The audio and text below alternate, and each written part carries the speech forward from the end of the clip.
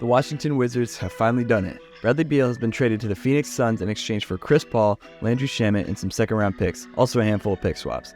Now, I'm going to cut to the chase. Do I think this is a good trade?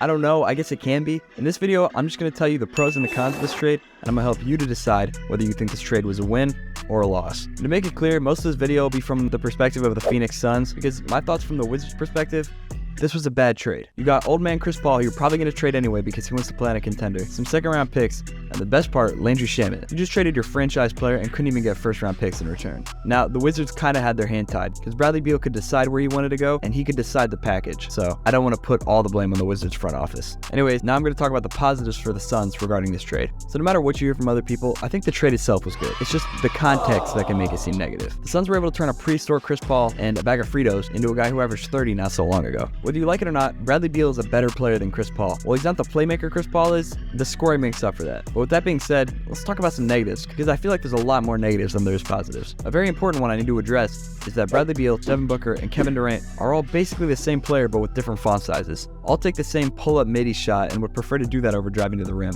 They're all good but not great playmakers, pretty average defenders, etc. What I'm getting at is these guys are the same. The reason big threes in the past, like the Celtics big three or the Heatles, work is because the star players are all different and can do different things. There's a chance Bradley Beal could form into a playmaking-centered player as a third option, but there's no confirming that. Another huge issue for the Suns is their depth. As shown as the recent championship Nuggets, role players are key to a team's success. Without players like Aaron Gordon, Bruce Brown, or KCP, the Nuggets would not have won the title. And with the Suns now having 4 max contract players, they don't really have any money to fill a roster out. They're going to have to find a bunch of solid players who are willing to sign minimums to keep the team afloat. I think what could fix this team, and is probably what the Suns are going to have to do, is trade DeAndre Ayton. I would be pleasantly surprised if the Suns decide to keep Ayton on the roster and compete with him. I think the best option is to trade him away for a couple solid role players that can expand the team's depth. I also think it's good for DeAndre Ayton to have a new scenery, because maybe he can restore some of that confidence that he had when he first entered the league. Basically, I think the Suns team has a high potential, but I also wouldn't be surprised if the star players broke down under injury and the team failed, or overall, all the players were just a bad fit together. If you think anything different or have any other points to add, let me know in the comments. Thank you for all the support recently, it actually means a lot. And also,